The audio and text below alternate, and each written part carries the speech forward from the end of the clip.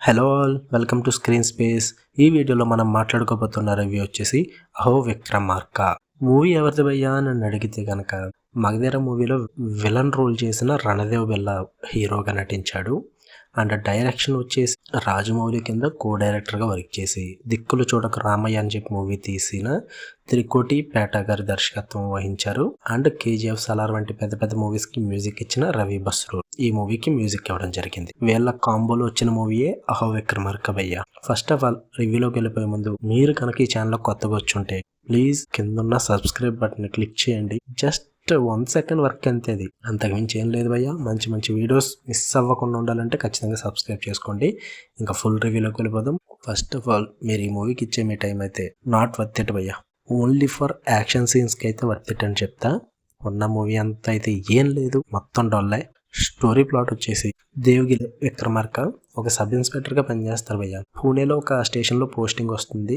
మనోడు కొంచెం అక్రమాలు గట్టా చేస్తుంటాడు అన్నమాట. డ్రగ్ మాఫియాతో చేతులు కలపడం, వాళ్ళ దగ్గర డబ్బులు తీసుకోవడం. సో కొంచెం విలనిజం షేడ్స్ ఉంటాయి ఆ క్యారెక్టర్ లో మన హీరోకి. దాని తర్వాత హీరోయిన్ ఎంటర్ అవుద్ది. హీరోయిన్ ఏమో కొంచెం నిజాయితీ పరురాలు. సో అలా అలా మనోళ్ళు మార్పులు చేకూరుతాయి అనమాట. దాని తర్వాత ఒక స్లమ్ ఏరియా ఇంట్రడ్యూస్ అవుద్ది. సో అందులో జనాలు ఎలా ఇబ్బంది పడుతున్నారు, వాళ్ళకి ఏమైంది, అసలు స్టోరీ ఏంటి, హీరోకి వాళ్ళకి సంబంధం ఏంటి, ఇవన్నీ తెలియాలంటే సినిమా చూడాల్సిందే. ఇది స్టోరీ ప్లాట్ భయ్యా.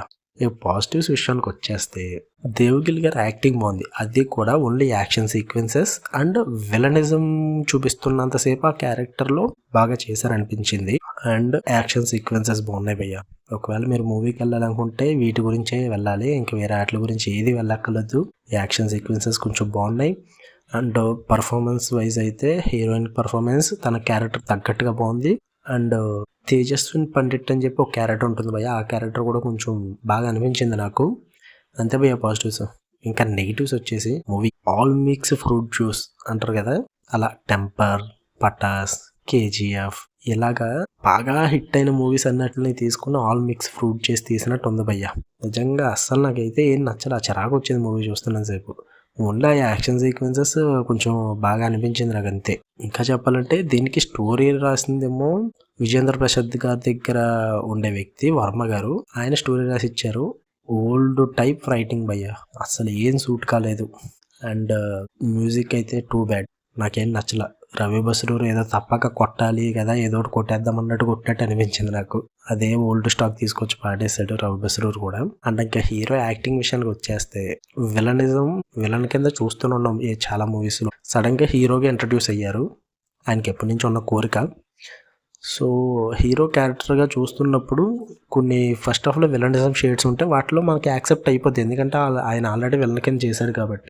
బట్ లవ్ సీన్స్ కానీ ఎమోషన్ సీన్స్ కానీ వీటి విషయానికి వచ్చేసరికి ఆయన యాక్టింగ్ అయితే అంత వర్కౌట్ అవ్వలేదు భయ్య. ఎక్స్ప్రెషన్ వైజ్ చాలా వరస్ట్ ఉంది, మనకు అంత కనెక్ట్ అవ్వదు. ఎక్స్ప్రెషన్స్ ఏమీ కూడా చేంజ్ అవ్వవు. యాక్షన్ సీక్వెన్స్లో ఉన్న ఎక్స్ప్రెషన్ ఎక్కడ కూడా ఉంటుంది. సో అంతగా కనెక్ట్ అవ్వలేం భయ్య. And Posani Krishnamurali character, Sayaji Shinde character ఇవన్నీ కూడా యావరేజ్గానే ఉన్నాయి, పెద్ద నోటబుల్ క్యారెక్టర్స్ అయితే కాదు.